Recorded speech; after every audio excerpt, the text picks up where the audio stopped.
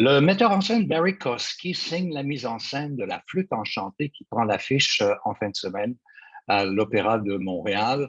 C'est une version, une vision éclatée de La Flûte enchantée de Mozart, mais ce n'est pas la première édition de La Flûte enchantée qui a été totalement éclatée. Et pour faire le lien avec l'opéra qui débute en fin de semaine, j'ai invité Donna Brown, soprano. Bonjour Donna et Oh, bienvenue.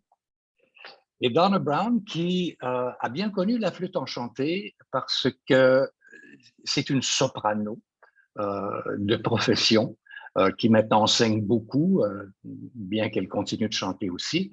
Et Donna, je suis ravi de vous accueillir ce matin parce que votre histoire avec La Flûte enchantée est absolument stupéfiante. Alors, on recule de combien d'années? On est en 98, je crois, 98, 99, oui. Opéra Bastille, Mhm. et vous travaillez avec Robert Wilson, metteur en scène, théâtre et aussi artiste en art visuel, qui choisit d'éclater La Flûte enchantée et vous êtes pris en plein milieu du maelstrom. Racontez-nous. Oui, alors il est venu, je pense, la première fois en 91. Et j'avais fait cette production-là et je l'ai refait 5 ou 6 fois. On m'a redemandé. Donc, je le connais bien, la version Robert Wilson. C'était tellement éclatante et tellement spectaculaire que moi, je l'ai décrivais comme c'est un spectacle Robert Wilson avec la musique de la flûte enchantée. C'est pas la flûte enchantée et mise en scène par Robert Wilson, c'est le contraire. Et ça, oui, c'était très, très populaire à cette époque-là parce que Ouais. c'était toujours tout vendu, tout vendu. Euh, et c'était très difficile, surtout la première fois qu'on le fait parce qu'on est il y a des lumières extraordinaires, les costumes extraordinaires. C'est vraiment des bonbons pour les yeux. Mais pour les chanteurs, on devait être figé. Il y avait des mouvements indépendants, complètement indépendants de la musique. Donc, il fallait vraiment s'adapter à ça, qui était très, très, vraiment un vrai défi. Mais aussi, je me suis dit, bon, je dois quand même chanter le mieux que je peux.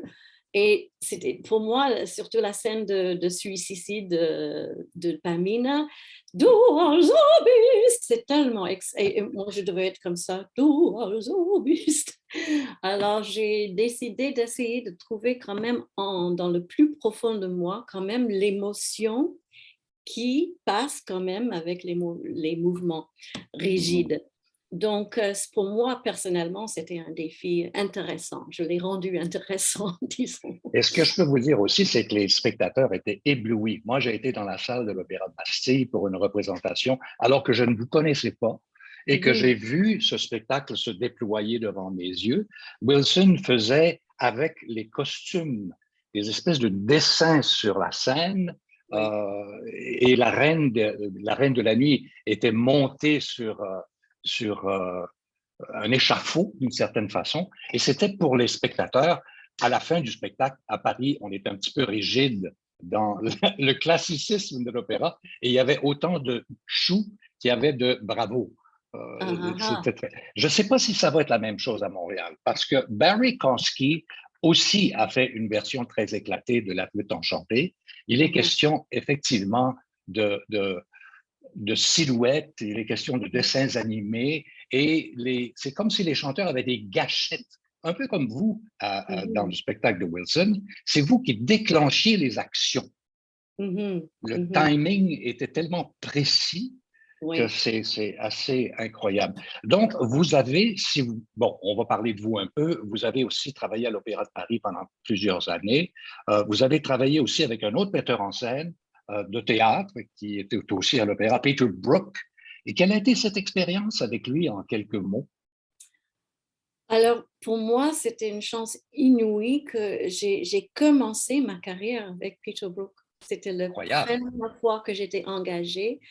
Euh, j'avais fait une audition pour Marius Constant, qui était un homme adorable. Et lui, il a dit, bon, Peter Brook, il faut que tu l'entendes. Alors, j'ai fait l'audition pour Peter Brook et il m'a accepté. Donc, on a fait 2 mois de travail avec lui, juste sur le jeu d'acteur. On a fait beaucoup Ouais, d'improvisation dans son fameux théâtre, Les Bouffes du Nord. voilà. Et après 2 mois de travail avec lui, on a fait 3 mois dans le théâtre au Bouffe du Nord. Et après, on a fait une tournée en Europe. Et ben, commencer comme ça, c'est le rêve, quoi, parce que c'était vraiment du théâtre. C'est ça, parce que Peter Brook, rappelons-le, a été l'instigateur d'une réforme théâtrale en même temps, Mhm. et en Ouais. Europe, avec ses influences ici au Canada. Et il est venu au Québec en particulier parce qu'il était venu au Festival de théâtre des Amériques présenter un spectacle et tout le monde était mais vraiment ébloui devant autant de talent et une vision particulière. Je Oui. reviens à vous, Donna. Vous avez aussi voyagé beaucoup. Vous avez présenté des spectacles au Japon, entre autres, et un peu Au partout à Japon, travers le monde. en Corée, en Taïwan, à Venezuela, au Brésil, un En peu partout, Espagne. quoi. Mhm. En Espagne, oui, partout. Et vous avez développé une attitude, c'est-à-dire vous êtes devenu pédagogue, euh, Mm. un peu par la force des choses, mais en même temps pour le bienfait de ces Oui. jeunes pousses dans le milieu de l'opéra, hommes et femmes. Alors, votre rôle de pédagogue s'est présenté comment dans votre carrière? Alors, j'ai commencé, j'avais toujours peur. Bon, d'abord, j'ai jamais eu le temps d'enseigner parce que je voyageais beaucoup, beaucoup et Hmm. je chantais toujours, tout le temps. Et donc, j'ai pas eu ce plaisir-là à chanter, mais Mhm. enseigner. Mais j'avais peur, je me suis dit, mais après, quand je ne chanterai plus, peut-être je n'aimerais pas ça, enseigner. Je ne sais pas. Alors j'ai commencé doucement, toujours en chantant beaucoup et j'ai commencé avec l'Université d'Ottawa et puis aussi au Conservatoire de musique à Montréal. Mais je le faisais, plus je me suis rendu compte que j'adore ça. J'ai dit, c'est aussi excitant que d'être sur scène et chanter. Je prends autant de Incroyable. joie que ça. Et pour moi, de pouvoir partager tout ce que j'ai appris avec toutes ces années avec les plus grands, euh, Mhm. et de partager ça, partager la technique, euh, et voir s'épanouir une fleur, c'est ça. Mais Ouais. ça, c'est ma job. Je vois les petites fleurs comme ça qui deviennent grandioses comme ça. C'est incroyable. Est-ce que J'adore. vous êtes capable, Donna, de les déceler assez rapidement ou est-ce qu'à force de travail, en bout de ligne, est-ce qu'on arrive au même endroit ensemble? Euh, on sent toujours tout de suite, tout de suite. On voit tout de suite la fleur, ou Mhm. la petite fleur. On voit. Mais la façon dont ça se révèle, c'est toujours incroyable pour moi. C'est miraculeux. En fait, la voix, c'est miraculeux. C'est pas la même chose que le violon ou piano parce qu'on a déjà le violon, on a déjà l'instrument, Mhm. tandis que la voix, on crée l'instrument. Et quelquefois, oui, il y a des surprises où une voix devienne vraiment, ah, finalement, c'est pas une soprano, c'est une mezzo. Ou ah, finalement, c'est pas une soprano léger, ça va être un soprano. C'est vraiment formidable. Et on dit aussi que pour un chanteur ou une chanteuse d'opéra, ça ne se termine jamais l'apprentissage. Parce Non. qu'en vieillissant, on prend de la Mhm. maturité, la voix change un peu pour adapter. Et techniquement, j'imagine que c'est un travail considérable. Oui. Il y avait une période dans ma carrière, je dirais un an et demi, où je chantais pas aussi bien que d'habitude parce qu'il y avait justement un changement dans mon corps, un changement dans tout, quoi. Et il fallait que je change complètement ma technique pour suivre ma voix. Moi, je dis toujours, je suis ma voix, elle me dit où elle est. quand même. Et après ce moment-là, j'ai continué à suivre la voix. Donc, j'ai changé plusieurs fois dans ma carrière ma façon d'utiliser ma voix pour suivre cette voix. Elle est devenue beaucoup plus écorce, beaucoup plus Mm. grave, beaucoup plus. Je pouvais changer mon répertoire, Ouais, mais au début, c'était difficile parce qu'il y avait beaucoup d'enregistrements de moi qui chantaient avec une voix très fine, très haute, et je voulais ouais. continuer comme ça parce que ça, c'était dans ma tête. Mais il Mm. fallait accepter cette voix et donc changer tout. Oui, On faut appelle être. ça la tessiture. Alors, on Mhm, peut être soprano, mais on peut être toutes sortes de exact. soprano. Oui, Comme on peut être exact. mezzo et on peut être mezzo en grave ou mezzo Oui. en fin. C'est Mezzo assez fascinant. coloratura, mezzo, oui, oui. Non, c'est fascinant. La voix, on s'ennuie jamais, hein. En ce moment, vous enseignez à Montréal et vous Oui. enseignez à Ottawa. Non, j'enseigne juste à Ah, Montréal. Mhm. d'accord. Ah, ben, on est content là, que vous soyez, Oui, je que suis tous là. vos efforts soient sur Montréal.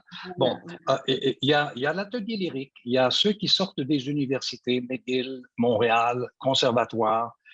Euh, me semble que tout à coup, il y a une congestion. Il y a beaucoup, beaucoup de nouveaux jeunes chanteurs et chanteuses. Est-ce que c'est bon ou ça devient problématique? Bien sûr, c'est problématique.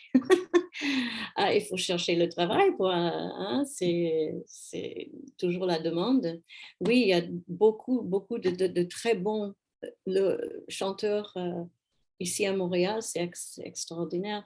Euh, c'est un problème. Il y a beaucoup plus de voix pour si peu de place, en fait. Il y a pas assez de demandes finalement. Alors, ce qu'il faut développer, c'est une culture Oui, et il faut aller dans les écoles et exact, peut-être exact. modifier le système scolaire pour donner plus d'informations Oui, sur ce tout à plan-là. fait. Tout à fait, c'est évident, c'est évident. Quand on était jeunes, nous, on avait toujours des classes de musique dans toutes les écoles. Ça C'est fou, n'existe plus, là. c'est fou. Alors, Effectivement.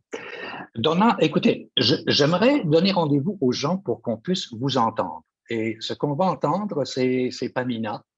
hmm, C'est un enregistrement qui a eu lieu il y a quelques années au oui. Japon. On est toujours dans la flûte enchantée. Et faites-moi une mise en situation de ce qu'on va regarder, voir et entendre. Donc, c'est avec le NHK Orchestre, le plus grand orchestre de Japon, avec le magnifique Wolfgang Sawallisch, qui était un dieu partout pendant qu'il était. Et c'était une joie profonde, immense de chanter avec lui. C'était toujours facile de chanter avec lui. On n'avait qu'à la regarder et la voix sortait toute seule. Formidable. Alors écoutez, je C'est en vais... direct, hein, c'est des films en direct à la oui, oui, télévision. on n'est pas en studio là. Mais en même temps, j'aimerais vous inviter à l'opéra. J'aimerais qu'on puisse Oui, aller ensemble oui. voir à la Place des Arts, à la salle Wilfrid Pelletier, l'opéra ensemble. Et puis, je vais recueillir vos commentaires Ah à oui, chaud, à chaud. super, super. Ça a été magnifique, Donna. Merci beaucoup d'avoir remonté ces quelques Merci. années. Merci à toi. À très, très bientôt. Oui, ah ouais.